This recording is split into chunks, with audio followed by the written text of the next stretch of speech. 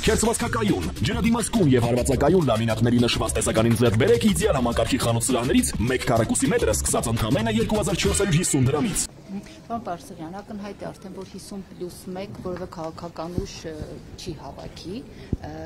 ըստ էության այսպես դուք եք հայտարարել որպես կանխատեսում, եւ քանի որ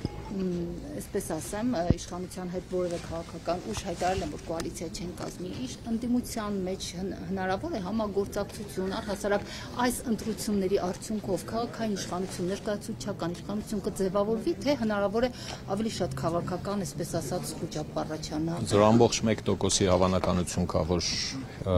17 եւ ավելի մանդատ կստանա որևէ մեկ, այսինքն դա անհավանական է կորսնականում։ Մի քանի սցենարներ կան, եթե դուք հավես ունեք, ես ձեզ տեսական սցենարները պատմեմ։ Ինչ որ մեկը տանելու է հարաբերական մեծամասնություն, 13 մանդատ, 15, 16, հա, 33-ից եւ կոալիցիայի ջանքեր են ներդնելու։ Ակնհայտ է, ինչքան ես հասկացա, որ որևէ քաղաքական ուժ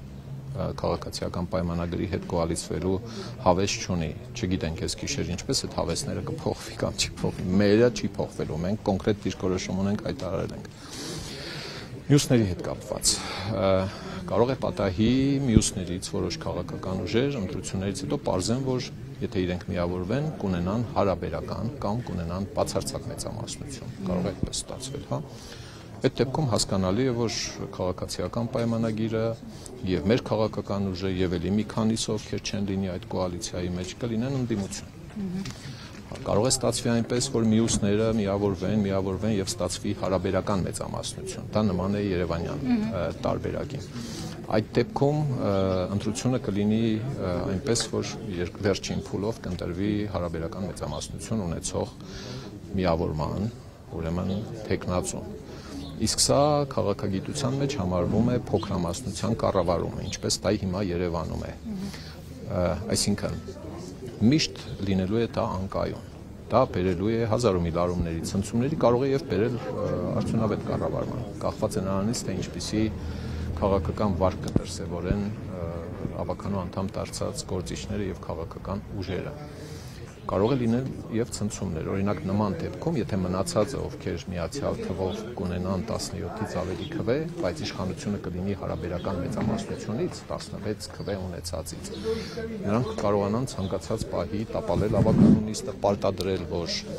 այսինչ որոշումն ընդունվի բյուջեի նախագծի մեջ, այսինչ փոփոխությունն անել, դա բոլոր այն որոշումները, որոնք ճակատագրական են քաղաքի համար։ Եթե տեղի ունենա խզում, հավականին չկարողանա գործել, այդ դեպքում օրենքը նախատեսում է, որ մեկ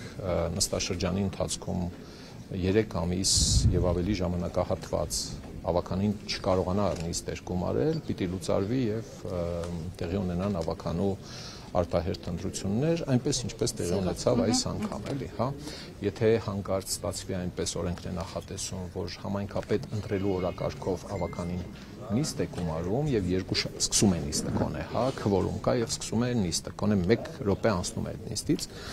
2 շաբաթ եթե չի հաջողվում համայնքապետ ընտրել, ավականին լուծարվում է էլի օրենքի ուժով, այնպես որ սրանք հնարավոր սցենարներն են, մաթեմատիկական վերլուծությունը գիշերը ես երևի կտամ արդեն բարձ կլինի, ողում բարեկամն է։